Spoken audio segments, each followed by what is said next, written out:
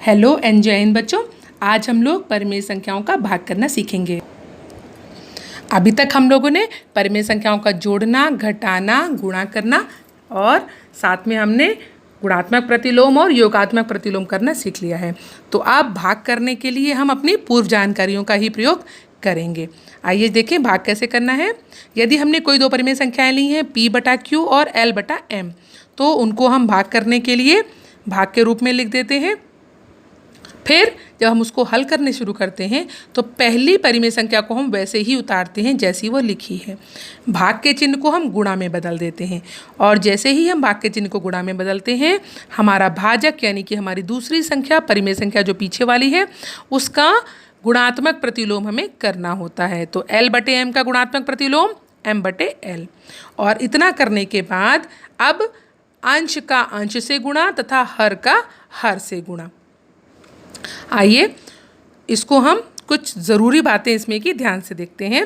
अगर हमारे पास दो परिमेय संख्याएं हैं x और y, जिसमें से y कभी भी ज़ीरो नहीं है, तो जो हमें x और y का भागफल मिलता है वह भी एक परिमेय संख्या ही होती है। यदि हम कोई परिमेय संख्या को 1 से भाग करते हैं तो हमेशा भागफल में हमें वही परिमेय संख्या प्राप्त होती है। इसी तरह अगर हम किसी परिमेय संख्या को -1 से भाग करते हैं तब हमें भागफल में वही संख्या का ऋणात्मक भागफल मिलता है। इसी तरह अगर कोई नॉन ज़ीरो परिमेय संख्या हो, नॉन ज़ीरो का मतलब है वह कभी भी 0/2 या 0/4 नहीं होनी चाहिए, क्योंकि ये जो पद है ये हमेशा इसका मान 0 ही होता है, इसलिए हम इसको नॉन ज़ीरो ही लेंगे। तो नॉन ज़ीरो परिमेय संख्या को अगर हम उसी से भाग करते हैं तो भागफल हमेशा 1 मिलता है। इसी तरह किसी परिमेय संख्या को अगर हम उसके ऋणात्मक परिमेय संख्या से भाग करते हैं तब हमें भागफल में -1 मिलेगा। अगर किसी ऋणात्मक परिमेय संख्या को हम उसी के धनात्मक परिमेय संख्या से भाग करते हैं तो भागफल हमेशा तब भी हमें -1 ही मिलता है। अब हम देखते हैं कि इस तरह के प्रश्न भाग के किस तरह से पूछे जाते हैं। तो जैसे देखिए, प्रथम संख्या में दूसरी संख्या से भाग कीजिए। ऐसा जब कभी भी लिखा हो तो पहली संख्या जो भी लिखी हो उसको हम वैसे ही उतार लें, फिर हम भाग का चिन्ह लगाएं, फिर हम दूसरी संख्या लिखें। फिर हल करते समय पहली संख्या को अपने ही स्थान पर उतार लेते हैं, भाग की जगह हम गुणा का चिन्ह लगाते हैं और गुणा का चिन्ह लगाते ही हमारा भाजक यानी कि दूसरी संख्या जो है उसका हमें गुणात्मक प्रतिलोम लिखना होता है। तो 1/-10 का गुणात्मक प्रतिलोम क्या बनेगा? -10/1। और उसके बाद हम इसको सरल करेंगे और सरल करने के बाद गुणा करके लिख देंगे। तो देखिए, 5 एकम 5, 5 दूनी 10, और कुछ भी कट नहीं रहा है। तब हम इसको गुणा करेंगे, -8 गुणे -2 बराबर प्लस का 16 और 1 गुणे 1 बराबर 1। तो हर में हम कभी भी 1 अकेला उत्तर में नहीं लिखते हैं। आइए दूसरा एग्जाम्पल देखते हैं।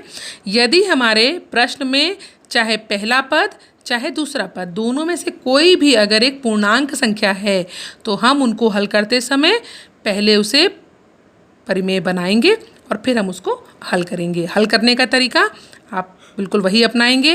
पहला पद उतार लेंगे, भाग को हम गुणा में बदलेंगे और दूसरे पद का हम गुणात्मक प्रतिलोम लिखकर जो ऊपर नीचे सरल होगा उसको सरल करेंगे, बाकी उसको गुणा करके लिख देंगे। आइए एक और प्रकार देखते हैं। यदि हमारा प्रश्न दिया जाए कि 8/9 को किस संख्या से गुणा करें कि गुणनफल -16/28 प्राप्त हो, तो ऐसे प्रश्न को हम किस तरह से हल करें। तो यहाँ हम देखते हैं किस संख्या, हमें नहीं पता कौन सी संख्या, तो हम इसे मान लेते हैं। कुछ भी माने, ABC XYZ कुछ भी मान सकते हैं। मैंने माना A, तो मैंने लिखा माना दूसरी संख्या हमारी A है।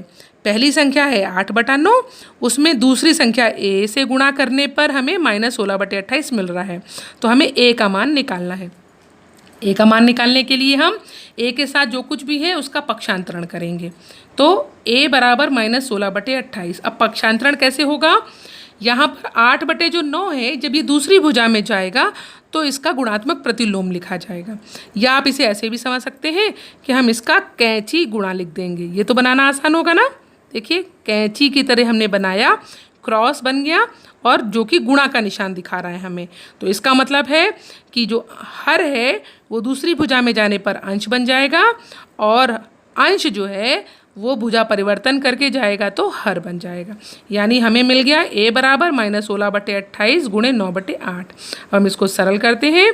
8 एकम 8, 8 दूनी 16, 2 एकम 2, 2 गुणे 14 28। और कुछ भी सरल नहीं हो रहा है, तो अब जो कुछ बचा है उसको गुणा करके लिख देते हैं। अंश में माइनस का चिन्ह और 9 बचा है यानी -9, हर में 14। तो इस तरह से हमने देखा कि a का मान हमारा आ गया है -9/14। तो हम कह सकते हैं कि 8/9 में अगर हम -9/14 से गुणा कर दें तो गुणनफल -16/28 होगा। इस तरह से हमने परिमेय संख्याओं के भाग करना आसानी से सीख लिया है। आप इसको अधिक से अधिक अभ्यास करें ताकि आप इसको अच्छी तरह से समझ सकें। अगले वीडियो में नए टॉपिक के साथ मिलेंगे। धन्यवाद।